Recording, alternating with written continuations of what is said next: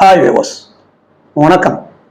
இன்னைக்கு நம்ம இந்த வீடியோல சாஃப்ட் சர்வீஸ்க்கு உட்பட்ட, அதாவது ஃபெசிலிட்டி மேனேஜ்மெண்ட்ல hard service and soft service ரெண்டு உட்பிரிவுகள் இருக்கு.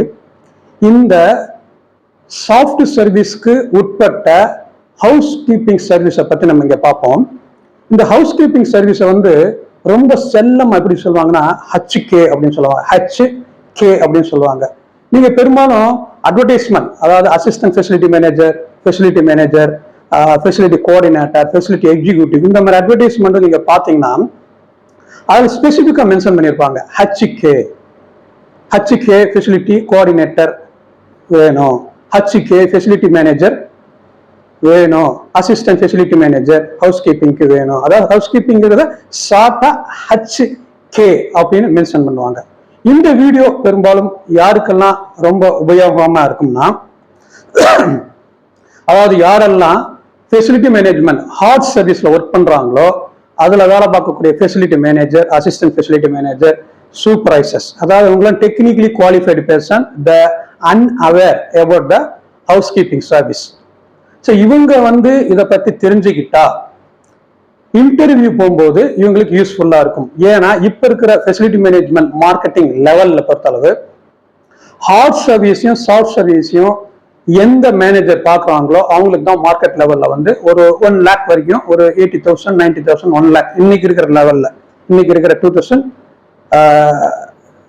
லெவல்ல, இப்ப இருக்கிற 2025 லெவல்ல அவங்களுக்கு மட்டும்தான் மார்க்கெட்டிங்ல டிமாண்ட் இருக்கு. ஸோ இந்த இது ஒரு ஃபண்டமெண்டல் கான்செப்ட். யாரெல்லாம் அந்த இன்டர்வியூ அட்டன் பண்ண போறாங்களோ, அது ஹார்ட் சர்வீஸா இருந்தாலும் சரி, சாஃப்ட் சர்வீஸா இருந்தாலும் சரி, இந்த வீடியோ அவங்களுக்கு ஒரு யூஸ்ஃபுல்லா இருக்கும். சரி, ஹவுஸ் கீப்பிங் சர்வீஸ்னா என்ன? சுத்தம் அண்ட் சுகாதாரத்தை மெயின்டைன் பண்றதுக்கு பேர் தாங்க ஹவுஸ் கீப்பிங் சர்வீஸ். இப்போ ஹவுஸ் கீப்பிங் சர்வீஸுக்கும் கிளீனிங்க்கு என்ன வித்தியாசம்? கிளீனிங்கிறது நம்ம வீட்டு லெவல்ல நம்ம சுத்தமும் சுகாதாரமும் மெயின்டைன் பண்றது, ஸ்மால் ஸ்கேல் இண்டஸ்ட்ரீஸ் மாதிரி ஒரு சின்ன இடத்துல மெயின்டைன் பண்றது மாதிரி. இதுக்கு ஒரு குரூப் ஆஃப் பீப்புள்லாம் தேவையில்ல, நம்ம வீட்டில் இருக்கிற ஆளுகளே நம்ம பண்ணிக்கலாம். ஆனா ஹவுஸ் கீப்பிங் சர்வீஸ் ஒரு லார்ஜ் ஸ்கேல், ஒரு 100 அபார்ட்மெண்ட்ஸ் இருக்கு, ஒரு 1000 அபார்ட்மெண்ட்ஸ் இருக்கு, ஒரு 150 ஏக்கர் நிலப்பரப்புல உள்ள ஒரு சைட்டை கிளீனிங் அண்ட் ஹைஜீனிக் மெயின்டைன் பண்றது. இதுக்கு பேர் தான் ஹவுஸ் கீப்பிங் சர்வீஸ் அப்படிங்கிறது பேரு. இப்ப சாஃப்ட் சர்வீஸ்ல வேலை பார்க்கக்கூடிய, அதாவது இதுல வேலை பார்க்கக்கூடிய ஆட்களுக்கு பேரு ஹவுஸ் கீப்பர்ஸ் சொல்லுவாங்க. இவங்க பொதுவா டெக்னிக்கலி குவாலிஃபைடு பர்சன்ஸ் கிடையாது. ஒரு வாரம் ட்ரைனிங் கொடுத்தாவே போதும், அவங்க they will do their work perfectly. Training கொடுத்தாவே போதும். ஆனா ஹார்ட் சர்வீஸ்ல இருக்கக்கூடிய எம்ப்ளாயிஸ் டெக்னிக்கலி குவாலிஃபைடு. ஏன்னா இப்போ ஒரு ஏசி டெக்னீஷியன் இருக்காருன்னு வச்சுங்களேன், அவர் ஏசியை பத்தி தெரிஞ்சிருக்கணும், இல்லை ஒரு டிப்ளமோ, ஒரு ஐடிஓ, ஒரு பிஇஓ படிச்சிருந்தா தான் அவங்க they will do their work perfectly. They will execute the work perfectly in the facility management of heart service. ஒரு பிஎம்எஸ் டெக்னீஷியன் இருக்காரு வச்சுங்க, பிஎம்எஸ் டெக்னீஷியனுக்கு ஒரு பிரெஸ்கிரைப்டு குவாலிஃபிகேஷன் கிடையாது. பட் ஆனா எலக்ட்ரிக்கல் ஏசி டெக்னீஷியன் கூட உட்காந்து பார்க்கலாம். இந்த மாதிரி அவங்க ஹார்ட் சர்வீஸ்ல இருக்கிற டெக்னீஷியன் அவங்க ஒரு டெக்னிக்கலி குவாலிஃபைடு பர்சன். சாஃப்ட் சர்வீஸ்ல இருக்கிறவங்க டெக்னிக்கலி குவாலிஃபைடு பர்சன்ஸ் கிடையாது. அப்ப சாஃப்ட் சர்வீஸ்ல இருக்கக்கூடிய இந்த ஹவுஸ் கீப்பர்ஸ் சில டெக்கோரம் அவங்க மெயின்டைன் பண்ணணும். டெக்கோரம்னா என்ன? இந்த இடத்துல மெயின்டைன் பண்ணா டைம் மேனேஜ்மெண்ட் பக்காவா மெயின்டைன் பண்ணணும். Intra communication and safety management plus training, இந்த 4 இது இவங்களுக்கு மேண்டேட்டரி. இது ப்ராப்பரா இருந்தால் அவங்க they will execute the work perfectly in the site. இப்ப டைம் மேனேஜ்மெண்ட் என்ன? ஒரு கம்ப்ளைண்ட் வருது, இந்த இடத்துல இந்த மாதிரி இருக்குன்னா ஒரு 5 or 6 மினிட்ஸ்க்கு முன்னாடியே போய் அந்த இடத்துல அவங்க நிற்கணும். உள்ள போய் எல்லா கம்ப்ளைண்ட் அட்டன் பண்ணிட்டு என்ன ரீசன், எப்போ, ஏன் முடியல, முடிஞ்சிருச்சா, இல்ல முடியலன்னா எப்ப பண்ணுவேன் அப்படின்ட்டு அந்த எண்ட் யூசருக்கு ஒரு அப்டேட் பண்ணிட்டு வரணும். ஒரு டைம் பெர்ஃபெக்ட் மெயின்டைன் பண்ணணும். அதே மாதிரி இன்டரா கம்யூனிகேஷன் என்னன்னா ஒரு பொலைட்னஸ் வேணும். தன்னுடைய கூட வேலை பார்க்குற கொலிக்ஸ் கூடயும் சரி, தான் எண்ட் யூசர்னாலும் சரி, மேனேஜர்னாலும் சரி, எல்லாத்தையும் அவங்க பேசும்போது ஒரு ரஃப் அண்ட் டஃபா இருக்கணும். அதே மாதிரி இந்த ஹவுஸ் கீப்பர்ஸ் எந்த காரணத்துக்கு ஒரு கிஃப்டோ ஒரு மணி வகிச்சோ எதுவுமே எண்ட் யூசர் வாங்காம இருக்கிறது நல்லது. அதனால அவங்க ஒரு சாஃப்ட்னஸ், ஒரு பொலைட்னஸ், அப்படி இருந்து எண்ட் யூசர்ட்டையும் கஸ்டமர்ஸ்டையும் கிளைண்ட்டையும் வந்து உன்னோட கான்டாக்ட் பண்ணா ஒரு நல்ல ஒரு ஹவுஸ் கீப்பர்ஸ் நம்ம சொல்லலாம். அதே மாதிரி சேஃப்டி மேனேஜ்மெண்ட் ஏன் இவங்களுக்கு இம்பார்ட்டன்ட்னா, இது வந்து மேக்சிமம் இந்த கெமிக்கல்ஸோட வந்து ஃப்ளோர் கிளீனாலும் சரி, பாத்ரூம் கிளீனாலும் சரி, இண்டஸ்ட்ரியல் கெமிக்கல்ஸ் ஒன்று இருக்கு, R1 to R9 சொல்லுவாங்க. இதை வந்து அவங்க யூஸ் பண்ணுவாங்க. அப்போ அப்படிங்கும்போது அவங்க வந்து பார்த்து அந்த கெமிக்கல்ஸ் எல்லாம் நிதானமா யூஸ் பண்ணணும். இவங்களுக்கு வந்து பிபிஇன்னு இருக்கு, பர்சனல் ப்ரொடக்டிவ் எக்யூப்மெண்ட்ஸ் இருக்கு. அது நம்ம இந்த வீடியோல பார்ப்போம் பின்னாடி. அவங்களுக்கு இது இருக்கு. இப்போ இவங்கெல்லாம் இதை ஒழுங்கா யூஸ் பண்ணணும், அந்த கெமிக்கல்ஸ் வந்து ஒழுங்கா யூஸ் பண்ணணும். இவங்க வந்து தங்களுடைய சேஃப்டியை தாங்களா பர்சனலா பார்த்து பிரச்சனை இல்லாம சைட்ல வந்து இருந்துக்கணும். இதுக்கப்புறம் ட்ரைனிங் வந்து என்னன்னா இன்டர் ட்ரைனிங், இன்ட்ரா ட்ரைனிங் இருக்கு. இன்டர் ட்ரைனிங் என்னன்னா வித்தின் அவங்க கொலீக்ஸ்குள்ளேயே வீக்லி ஒன்ஸோ மந்த்லி ஒன்ஸோ ஒரு ட்ரைனிங் வந்து ஒரு நல்ல senior person or even the facility manager of soft service இருக்காங்க பார்த்தீங்களா, இல்லை அசிஸ்டன்ட் ஃபெசிலிட்டி மேனேஜ்மெண்டோ இல்லை அவங்களுடைய எம்ப்ளாயிஸ் ஹெட் ஆஃபீஸ்ல இருந்து வந்து ட்ரைனிங் கொடுக்கறது. எப்படி கெமிக்கல்ஸ் யூஸ் பண்ணணும், எப்படி எக்யூப்மெண்ட்ஸ், ஒரு மாப் அடிக்கிறானா எப்படி பண்ணணும், இப்படி எல்லாம் ட்ரைனிங் கொடுத்தா அவங்க வந்து நல்லா ஒரு வெல் எக்யூப்டு ஒரு ஹவுஸ் கீப்பர்ஸா வந்து கிரியேட் ஆவாங்க. இது வந்து fundamental basic principles for the house keepers. இதுக்கப்புறம் இந்த ஹவுஸ் கீப்பிங் சர்வீஸ்ல வந்து பிபிஎம் இருக்கா அப்படின்னு நீங்க பாத்தீங்கன்னா இவங்களுக்கு வந்து பிபிஎம் கிடையாது. பட் ஹாட் சர்வீஸ்ல PPM works are mandatory. PPM tasks are very essential. It is unavoidable. But இங்க சாஃப்ட் சர்வீஸ்ல வரும்போது, அது எஸ்பெஷலி ஹவுஸ் கீப்பிங்ல வரும்போது இங்க வந்து பிளான்ட் பிரிவென்டிவ் மெயின்டெனன்ஸ் ஒர்க் வந்து இருக்காது. ஆனா இருக்கு.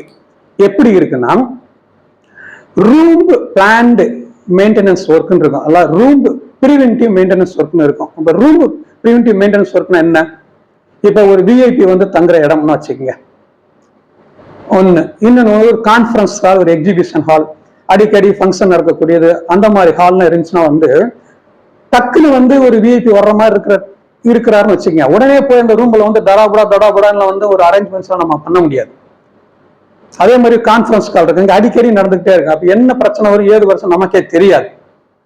அப்ப இந்த மாதிரி டைம்ல பிளான், அதாவது செக் லிஸ்ட் ஒன்று இருக்கும், செக் லிஸ்ட் ஆக்டிவிட்டின்னு சொல்லுவாங்க. செக் லிஸ்ட் இருக்கும். அவங்க டெய்லி என்ன பண்ணணும், எவ்ரி 15 days எவருக்கு என்ன பண்ணணும், எவ்ரி மந்த் என்ன பண்ணணும், 6 months என்ன பண்ணணும்னு இருக்கும்.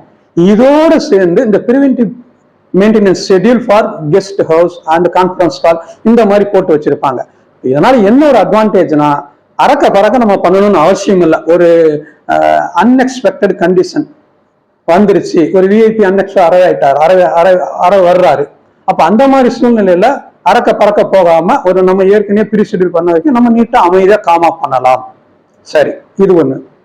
இதுக்கப்புறம் இந்த ஹவுஸ் கீப்பர்ஸ் உடைய அடுத்த பிரதான ஒர்க் என்னன்னா, இவங்க வந்து ஹாட் சர்வீஸ் ஆள் வந்து ரொம்ப உபயோகமா இருப்பாங்க. எப்படி உபயோகமா இருப்பாங்கன்னா, சப்போஸ் இவங்க போறாங்க ஒரு இடத்துல கிளீன் பண்றாங்க, இவங்களுக்கு அசைன் பண்ணப்பட்ட அந்த ஏரியால போய் தங்களுடைய வேலையை வந்து எக்ஸிக்யூட் பண்ணும்போது அங்க ஒரு ஏசியில தண்ணி லீக் ஆகுன்னு வச்சுக்கோங்க, இதை இவங்களுடைய ஒர்க் அதை நோட் பண்ணணும்னு. சப்போஸ் ஒரு லைட் வந்து பிளிங்க் ஆகுது, ஃபியூஸா போச்சு, இது அவங்க வந்து நோட் பண்ணணும். அதே மாதிரி ஒரு கண்ணாடி இருக்கு, கண்ணாடி வந்து ஸ்டெயின் இருக்கு, அந்த ஸ்டெயின் வந்து அதையும் நோட் பண்ணணும்.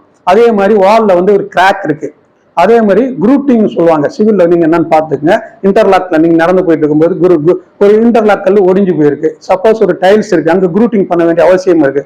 ஒரு ஸ்டேர் கேஸ் நடந்து போறாங்க, அங்க ஒரு இஷ்யூஸ் இருக்கு. அப்ப இந்த மாதிரி இப்ப ஒரு ரூமுக்கு போறாங்க, அந்த இடத்துல வந்து ஏசி வந்து சவுண்ட் குருன்னு வந்துகிட்டே இருக்கு, அப்ப அதையும் நோட் பண்ணணும். ஒரு வாட்டர் லீக் ஆகுது வாஷ் பேசின்ல, ஒரு பாத்ரூம்ல, இவ்வளவு க்ளோசர் சரியா இல்லை. இப்ப இந்த மாதிரி ஒர்க் எல்லாம் பண்ண வேண்டியது ஹவுஸ் கீப்பருடைய ஒர்க் இல்லை. பட் இதை நோட்டிஃபை பண்ணி இதை வந்து ஹாட் சர்வீஸ் ஆளுக்கு கொடுக்க வேண்டியது ஹவுஸ் கீப்பர்ஸோடைய பிரதானமான ஒர்க். இது வந்து இவங்க டைரக்டா சொல்லணும் அவசியம் இல்லை. இதுக்குன்னு ஹவுஸ் கீப்பர்ஸ்ல வந்து ஒரு டீம் இருக்கும், ஒரு மேனேஜர் மூலியமா, அந்த டீம் மூலியமா இதுக்கு சப்போர்ட்டிங் ஸ்டாஃப்னு இருப்பாங்க. ஹவுஸ் கீப்பிங்னாலும் சரி, ஹாட் சர்வீஸ்னாலும் சரி, இந்த சப்போர்ட்டிங் ஸ்டாஃப் மூலியமா சர்வீஸ் லெவல் அக்ரிமெண்ட்ல எப்படி எக்ஸிக்யூட் பண்றாங்க, இல்ல கீ பெர்ஃபார்மன்ஸ் இண்டிகேட்டர்ல எப்படி எக்ஸிக்யூட் பண்றாங்க அப்படின்னு பேஸ் பண்ணி அவங்க வந்து ஹாட் சர்வீஸ் மேனேஜருக்கு வந்து சொல்ல வேண்டியது இவங்களுடைய பிரதானமான ஒர்க். இது ரொம்ப முக்கியமான ஒண்ணு. இதுக்கப்புறம் இதனுடைய தாரக மந்திரம், ஹவுஸ் கீப்பிங் சர்வீஸ் உடைய தாரக மந்திரம் நீங்க என்ன பாத்தீங்கன்னா, ரெடியூஸ், ரீயூஸ் அண்ட் ரீசைக்கிள். இந்த 3 பிரின்சிபலையும் எந்த ஒரு சாஃப்ட் சர்வீஸ்னாலும் சரி, ஹார்ட் சர்வீஸ்னாலும் சரி, அந்த மேனேஜர் வந்து ப்ராப்பரா பண்றாரோ அவர் வந்து கீ பெர்ஃபார்மன்ஸ் இண்டிகேட்டர் வந்து பக்காவா அச்சீவ் பண்ணுவார். நீங்க பாத்துக்கங்க, ரீயூஸ், ரீசைக்கிள், ரெடியூஸ். இதுக்குதான் கீ பெர்ஃபார்மன்ஸ் இண்டிகேட்டர்னு ஒன்று இருக்கு. SLA, சர்வீஸ் லெவல் ஆப்ஜெக்டிவ் இருக்கு, ஸ்டாண்டர்ட் ஆபரேஷன் ப்ரொசீஜர். இந்த நாலுமே ஒன்ன சார்ந்தது. இந்த நாலுமே ஒன்ன யார் கரெக்டா மெயின்டைன் பண்றாங்களோ அவங்க வந்து எந்த விதமான பிரச்சனைகளும் இல்லாம சரி ஒரு சைட்டை வந்து பக்காவா கொண்டு போகக்கூடிய வாய்ப்புகள் அதிகமாகவே இருக்கு. சரி, இப்ப வந்து இதெல்லாம் ஃபண்டமெண்டல் கான்செப்ட். இதெல்லாம் வந்து ஒரு ஹவுஸ் கீப்பர்ஸ்னாலும் சரி, ஒரு ஃபெசிலிட்டி மேனேஜருக்கு ஒரு ஃபண்டமெண்டலா தெரிஞ்சுக்க வேண்டிய, இல்ல நமக்கும் சரி ஃபண்டமெண்டலா தெரிஞ்சுக்க வேண்டிய ஒரு ஆர்டினரி ஒர்க். ஸோ இந்த மாதிரி ஹவுஸ் கீப்பிங் ஒர்க் பண்ணக்கூடிய ஹவுஸ் கீப்பர்ஸ்க்கு வந்து சில அடிப்படையான ஃபர்தர் ஒர்க்கும் தெரிஞ்சு வச்சிருக்கணும். அதாவது கெமிக்கல்ஸை பற்றி தெரிஞ்சு வச்சிருக்கணும். இப்போ நார்மலா யூஸ் பண்ணக்கூடிய கெமிக்கல்ஸ் என்னன்னா ஹைட்ரஜன் பெராக்சைடு, இது ஒண்ணு. அதுக்கப்புறம் குளோரின் டை ஆக்சைடு, அயடோஃபோர்,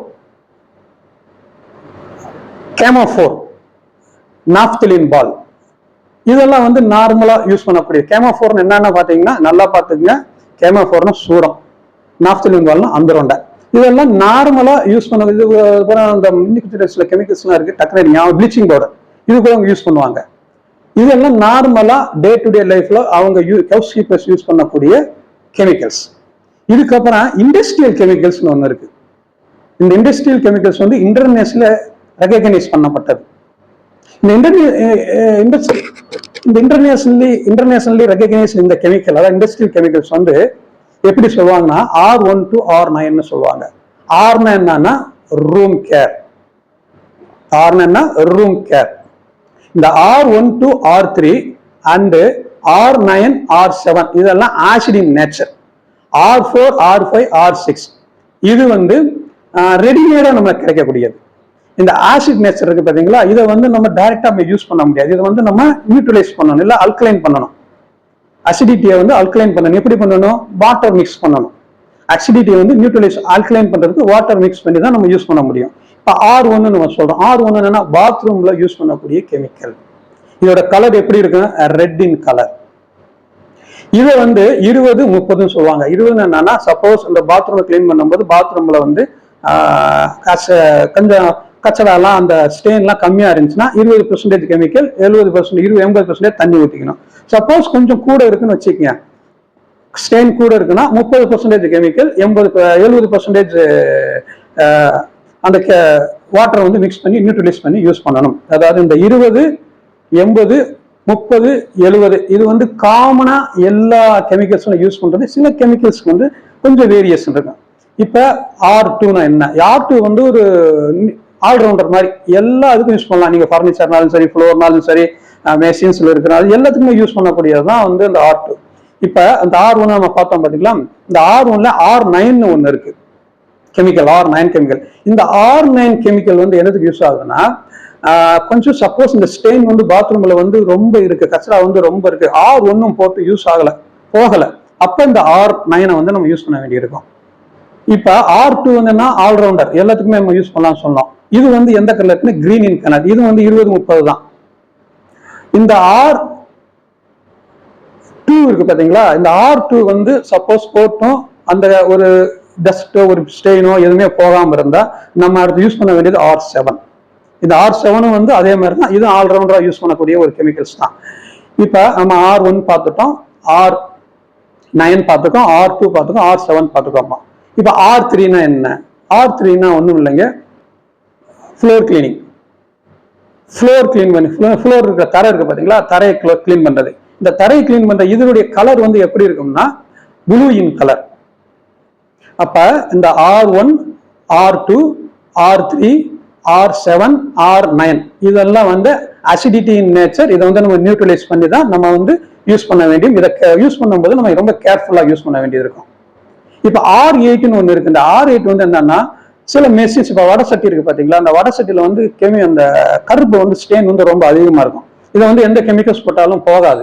இதே மாதிரி சில மெஷின்ஸ் இருக்கும். சில மெஷின்ஸ்ல உட்பகுதியில வந்து ரொம்ப கருப்பா இருக்கும், கிரீஸ் சீரீஸ்லாம் அப்படி போய் எண்ணெல்லாம் அப்படி போயிருக்கும். அப்ப இந்த மாதிரி இதை சரி பண்ணணும்னா நம்ம R8 அப்படிங்கிற கெமிக்கல்ஸ் வந்து யூஸ் பண்ண வேண்டியிருக்கும். இப்ப R4, R5, R6 இது வந்து ரெடிமேடா கிடைக்கக்கூடியது. இப்போ சப்போஸ் R5 இருக்குன்னு வச்சுக்கோங்க. R5னா என்னன்னா வாட்டர் பேஸ்டு ஸ்ப்ரே பண்றது. அது பாத்ரூம்லயும் போடுவாங்க, நம்ம பெட்ரூம்லயும் யூஸ் பண்ணக்கூடியது ரெடிமேடா இருக்கிற ஸ்ப்ரே, வாட்டர் பேஸ்டு ஸ்ப்ரே. இப்ப R6 இருக்கு பாத்தீங்களா, இந்த R6 வந்து வாஷ் பேசின் சொல்றத காட்டிலும் யூரினரி வாஷ் பேசின் இருக்கு பாத்தீங்களா, அதுல வந்து ஸ்டெயின் வந்து ரொம்ப இருக்கும். அப்ப அந்த யூரினரி இதுல வந்து இந்த R6 அப்ளை பண்ணி அங்க இருக்கிற ஸ்டெயின் எல்லாம் ரிமூவ் பண்ணுவாங்க. இப்ப R4னா என்னன்னா இது வந்து ஃபர்னிச்சருக்கு யூஸ் பண்ணக்கூடியது.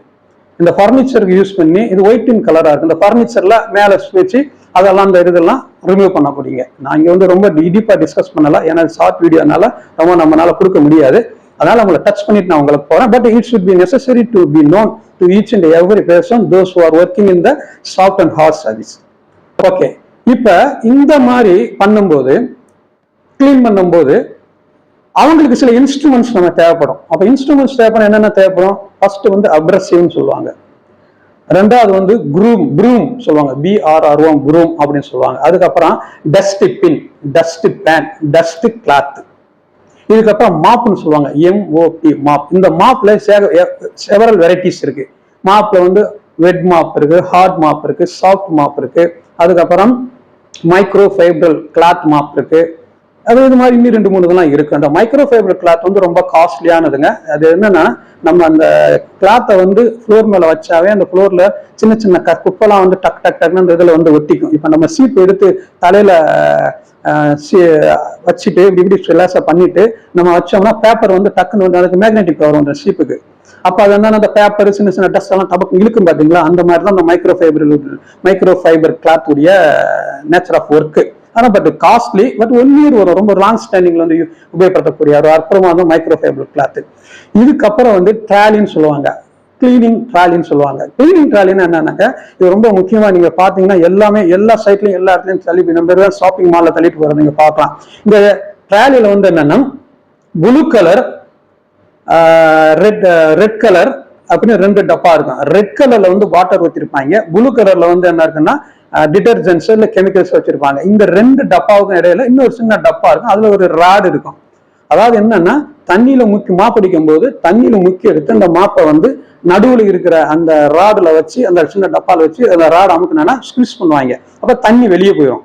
அப்ப அந்த மாப்புடைய இதுல வெறும் தண்ணி வந்து ரொம்ப கம்மியா இருக்கும், ஈஸியா மாப்படிக்கிறதுக்கு யூஸ்ஃபுல்லா இருக்கும். இந்த மாதிரி இதுக்கு பேர் தான் ட்ராலின்னு சொல்லுவாங்க. ஸோ இந்த நான் சொன்னேன் பாத்தீங்களா, இந்த எக்யூப்மெண்ட்ஸ் எல்லாம் யூஸ் பண்ணும்போது நமக்கு எந்த விதமான எலக்ட்ரிசிட்டி பவர் சப்ளை நமக்கு கிடையவே தேவையில்லை. ஆனா இப்ப நான் சொல்ல போகக்கூடிய எக்யூப்மெண்ட்ஸ் வந்து எலக்ட்ரிக் பவர் சப்ளை தேவை, கண்டிப்பா பவர் சப்ளை வந்து தேவை. இப்போ வாக்யூம் கிளீனர், அப்புறம் ஹாட் ப்ளோயர் இல்ல ஏர் ப்ளோயர், ஏர் கம்ப்ரஸர், ஸ்க்ரப்பர், அப்புறம் டைல்ஸ் இல்லைன்னா ஃப்ளோர் கிளீனிங் மெஷின். இதெல்லாம் யூஸ் பண்ணும்போது என்னன்னா நமக்கு வந்து power supply, electric power supply connect பண்ணி தான் இதை வந்து நம்ம வந்து யூஸ் பண்ண வேண்டியது வரும். இது இல்லாம கலெக்ட் யூஸ் பண்ணாம இது வந்து யூஸ் பண்ண முடியாது.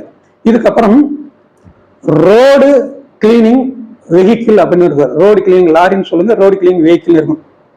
இது வந்து 2 மணி நேரத்துல பண்ணக்கூடிய வேலையை ஒரு 10 ஆள் 20 ஆள் சேர்ந்து 2 மணி நேரத்துல பண்ணக்கூடிய ஒரு வேலையை வந்து ஜஸ்ட் 1/2 hourல முடிச்சிடும்.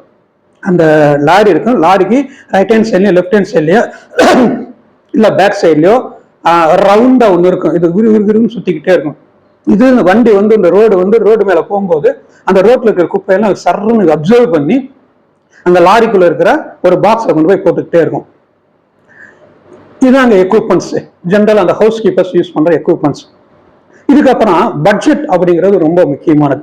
இந்த பட்ஜெட்னா என்னன்னா இதுல ஆப்ரேஷன் பட்ஜெட் இருக்கும், அப்புறம் இன்னொரு பட்ஜெட் இருக்கும். அந்த ஆப்ரேஷன் பட்ஜெட் என்னன்னா பெரிய பெரிய எக்யூப்மெண்ட்ஸ் நம்ம ஆர்டர் பண்ணி வாங்குறதுக்கு தான் ஆப்ரேஷன் பட்ஜெட்னு சொல்லுவாங்க. சப்போஸ் இப்ப lorry cleaning lorry, road cleaning lorry வாங்குறோம், ஒரு அப்ரசிவ்ல சப்போஸ் ஸ்க்ரப்பர் வாங்குறோம். இந்த மாதிரி பெரிய பெரிய மெஷின்ஸ் வாங்குறதுக்கு நம்ம பட்ஜெட் போறதுக்கு பேர் தான் ஆப்ரேஷன் பட்ஜெட் அப்படின்னு சொல்லுவாங்க.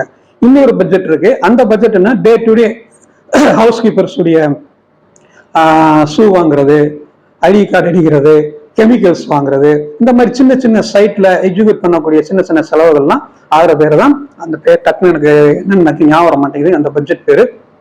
அந்த பட்ஜெட் இது 2 பட்ஜெட் தான். இந்த 2 டைப்ஸை பேஸ் பண்ணி தான் டெய்லி எவ்வளவு கன்சப்ஷன் ஆகுது, மந்த்லி எவ்வளவு கன்சப்ஷன் ஆகுதுன்ட்டு ஒரு facility manager of salt service வந்து கால்குலேட் பண்ணி இயர்லி எவ்வளவு கன்சம்ஷன் நமக்கு வேணும், மெட்டீரியல் வேணும் அப்படின்னு சொல்லிட்டு அவங்களுடைய எம்ப்ளாயிஸ்க்கு வந்து அனுப்புவாங்க. இது வந்து நார்மலான இதுங்க. இதுக்கப்புறம் 5 இயர்ஸ்ன்னு சொல்லுவாங்க. இந்த 5 இயர்ஸ் வந்து என்னன்னா ஜாப்பனீஸ் ஸ்பெஷலி, அதாவது என்னன்னா குவாலிட்டி மேனேஜ்மெண்ட் அதுல இருந்து எடுக்கப்பட்ட பிரின்சிபல்ஸ். இது எல்லா இதுலயும் வந்து இதை ஃபாலோ பண்றாங்க.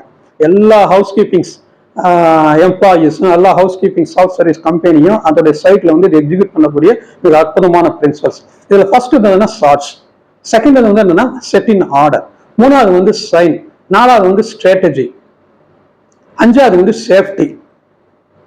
இந்த ஷார்ட்ஸ்னா என்னன்னு சொல்லுவாங்கன்னா, ஷார்ட்ஸ்னா ஒரு இடத்துல வந்து என்ன தேவையோ அந்த பொருளை மட்டும் தான் நம்ம ஷார்ட் பண்ணி வைக்கணும், வளவளவலான்னு வைக்கக்கூடாது. செட்டின் ஆர்டர்னா வேலை முடிஞ்சா அந்த பொருள் அங்கங்க வச்சிடணும், சும்மா தூக்கி போட்டு அங்கங்க போயிடக்கூடாது. சைன்னா இடத்த வந்து நீட்டா வச்சிருக்கணும், எந்த விதமான பிரச்சனைகள் இல்லாம கலகலவலவலன்னு இல்லாம ஒரு நீட்டை பார்த்தா சைட்டை வந்து நீட்டா வச்சிருக்க மாதிரி வச்சிருக்கணும். இதான் செட்டிங் சைனிங்னு. ஸ்டாண்டர்டைசேஷன் சொல்லுவாங்க. ஸ்டாண்டர்டைசேஷன் என்னன்னா அதுக்கு முன்னாடி ஸ்ட்ராட்டஜி என்னன்னு பார்க்கணும்னா, இந்த ஒரு பிளான் பண்ணணும், ஒரு பிளான் பண்ணி அதை கரெக்டா எக்ஸிகியூஷன் பண்ணணும். இந்த செட்டுனாலும் சரி, செட்டின் அதாவது ஷார்ட்ஸ்னாலும் சரி, செட்டின் ஆர்டர்னாலும் சைன், இந்த மாதிரி இதை மெயின்டைன் பண்ணோம்னா என்ன ஒர்க் நமக்கு தேவை, எப்படி பண்ணணும் அப்படின்னு ஒரு ஸ்ட்ராட்டஜி வேணும். அந்த ஸ்ட்ராட்டஜி வந்து ஒரு ஃபெசிலிட்டி மேனேஜர் வந்து பிளான் பண்ணணும். இந்த 4 வந்து கரெக்டா இருக்கா அப்படின்னு சொல்லி பாக்குறது தான் அந்த ஸ்டாண்டர்டைசேஷன். காலும் கரெக்டா ஒரு ஸ்டாண்டர்ட் ப்ரொசீஜர்ல ஃபாலோ பண்ணி கொண்டு போறது ஸ்டாண்டர்டைசேஷன். இதுக்கப்புறம் 6வது வந்து சேஃப்டி பிரின்சிபல். நான் ஏற்கனவே சொல்லிட்டேன், சேஃப்டி பிரின்சிபல்ஸ் இவங்களுக்கு வந்து ரொம்ப முக்கியம். ஏன்னா they are dealing with chemicals and also they don't have the proper qualification, they don't know how to use the chemicals also, only they have a lot of training. Suppose a new entrant, they are entering into the housekeeping service, they don't have about it. அதனால வந்து இந்த safety principles வந்து அவங்களுக்கு வந்து ரொம்ப முக்கியமானது.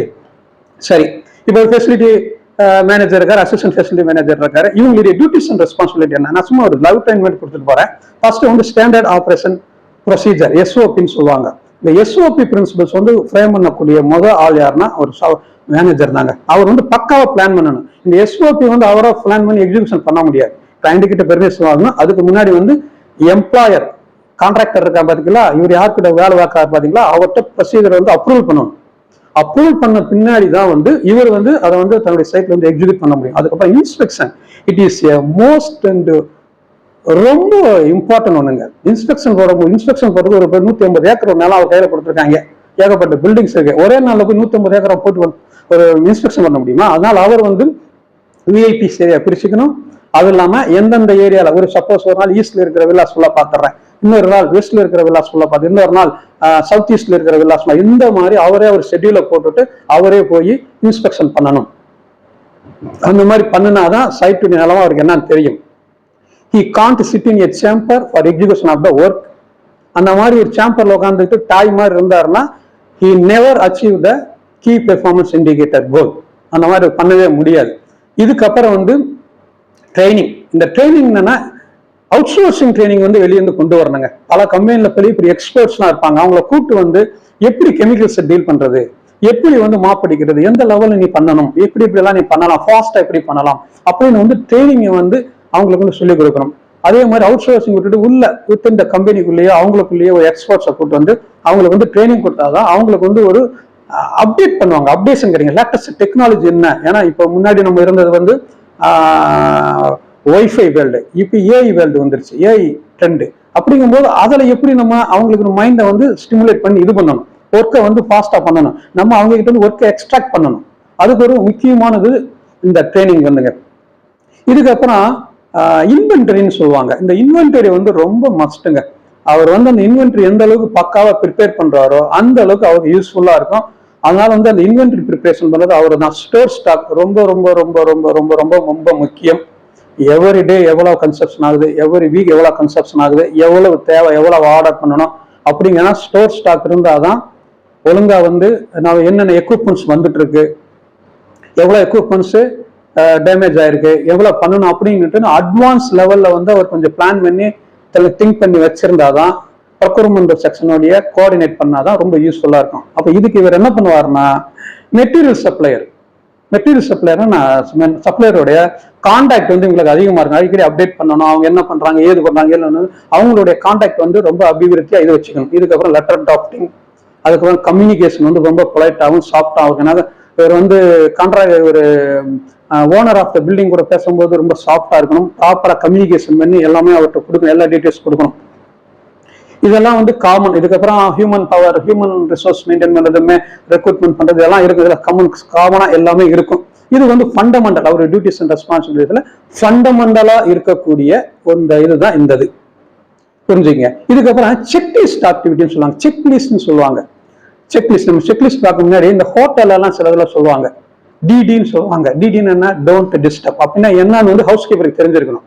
டிடின்னு சொல்லுவாங்க, out of order, O O O அப்படின்னு சொல்லுவாங்க. ஹோட்டல் இருக்கவங்களே கண்டிப்பா தெரிஞ்சுக்கணும் ஹவுஸ் கீப்பர்ஸ்க்கு. இப்போ டின்னா don't disturb me, don't disturb, நான் உள்ள எனக்கு வேலை இருக்கு, நான் ஏதாவது தூங்கிட்டு இருக்கேன், ஏதாவது பண்ணிட்டு இருக்கேன், அதனால வந்து எனக்கு இப்போ வந்து கிளீன் பண்ண வராத அப்படிங்கிறத அவங்க தெரிஞ்சு வச்சுக்கணும். அதாவது அவுட் ஆஃப் ஆர்டர்னா அங்க ஒரு ரெனிவேஷன் ஒர்க் இருக்கலாம், இல்ல ஏதாவது ஒரு இதுக்கு பண்ணிட்டு இருக்கலாம். அப்ப அந்த டைம்லையும் போய் இவங்க வந்து ஹவுஸ் கீப்பர்ஸ் டிஸ்டர்ப் பண்ணக்கூடாது. இதே மாதிரி ஹவுஸ் கீப்பிங் சர்வீஸ்ல வந்து ஹோட்டல்ல எனக்கு என்ன பண்ணுவாங்கன்னா, அந்த புதுசா யங் கப்புள்ஸ் வர்றாங்க, சின்ன சின்ன குழந்தைகள் நினைச்சிங்களேன், அவங்களுடைய பெட்ரூம்ல கீழே ஸ்வீட்ஸ், தலைவணி கீழே ஸ்வீட்ஸ் வச்சு அந்த குழந்தைகளுக்கு சில ஸ்வீட்ஸ் இதெல்லாம் கொடுத்து 5 ஸ்டார் ஹோட்டல் இந்த மாதிரி நடக்கும், பெரும்பாலும் ரெப்யூட்டட் ஹோட்டல் அந்த மாதிரி நடக்கக்கூடிய வாய்ப்புகள் இருக்கு. அப்ப இந்த மாதிரி ஹவுஸ் கீப்பிங் சர்வீஸ்ல வந்து இந்த செக்லிஸ்ட் ஆக்டிவிட்டிஸ் இருக்கு பாத்தீங்களா, இது வந்து ரொம்ப முக்கியம். செக்லிஸ்ட் ஆக்டிவிட்டி என்ன மென்ஷன் பண்ணிருப்பாங்கன்னா, உனக்கு அதாவது அங்க ஒரு A4 ஃபோல்டர் இருக்கு, அந்த 4ல வந்து இந்த செக்லிஸ்ட் என்னென்ன பண்ணணும், இன்னைக்கு என்ன பண்ணணும், அந்த ஹவுஸ் கீப்பர்ஸ் என்ன பண்ணணும் அதுல மென்ஷன் இருக்கும். 4 மணிக்கு 3ல இருந்து 4 மணிக்குள்ள நீ பாத்ரூம் கிளீன் பண்ணணும், 5ல இருந்து 6 மணிக்கு பெட் வந்து சுத்தம் பண்ணணும், 7ல இருந்து 8 வரைக்கும் நீ வந்து அந்த விண்டோவை கிளீன் பண்ணணும். இந்த மாதிரி செக்லிஸ்ட் ஆக்டிவிட்டிஸ் இருக்கும். சில இதுல என்ன பண்ணிருப்பாங்கன்னா, சில ஒர்க்கு வந்து டெய்லி பண்ண முடியாது, சில 15 நாளைக்கு ஒரு தடவை பண்ண மாதிரி இருக்கும், அதையும் மென்ஷன் பண்ணிருப்பாங்க. சில ஒர்க் என்ன பண்ணிருப்பாங்கன்னா 1 மாசத்துக்கு ஒரு தடவை பண்ற மாதிரி இருக்கும், அதையும் மென்ஷன் பண்ணிருப்பாங்க. சில ஒர்க் என்ன பண்ணா 6 மாசத்துக்கு ஒரு தடவை மென்ஷன் பண்ற மாதிரி இருக்கும், அதையும் மென்ஷன் பண்ணிருப்பாங்க. இது என்ன ஒரு அட்வான்டேஜ், இந்த செக்லிஸ்ட் ஆக்டிவிட்டி என்ன ஒரு அட்வான்டேஜ்னா, ஃபெசிலிட்டி மேனேஜர் வந்து இந்த ஃபெசிலிட்டி கோஆர்டினேட்டர் வந்து இன்ஸ்பெக்ஷன் பண்ண போகும்போது இதை தான் மெயினா பார்ப்பாரு. ஒழுங்கா இவன் பண்ணிருக்கானா பண்ணலையா, அதை எடுத்து வச்சு இது பண்ணிருக்கானா இல்லையான்ட்டு உள்ள போய் பார்ப்பாரு. செக்லிஸ்ட் ஆயிலும் டிக்கெட் வச்சிருப்பாங்க, யாரு நம்ம ஹவுஸ் கீப்பர்ஸ் பண்ணாமலே சில டிக்கெட் வச்சிருப்பாங்க. அப்ப அதை பார்த்துட்டு அவர் போய் செக் பண்ணுவார், இந்த பண்ணிருக்கானா பண்ணலையான்னு. இந்த மாதிரி பண்ணும்போது தான் ஹவுஸ் கீப்பர்ஸோட எபிலிட்டி என்னங்கிறத வந்து இதை வந்து தெரியும். இது வந்து இதாங்க ஒரு ஃபண்டமெண்டலா நான் இங்க வந்து டிஸ்கஸ் பண்ணியிருக்கேன். ஓவராலா நான் டிஸ்கஸ் பண்ணி எதுவுமே டீப்பா கொண்டு போய் நான் எதுவுமே பண்ணல. நன்றி, வணக்கம்.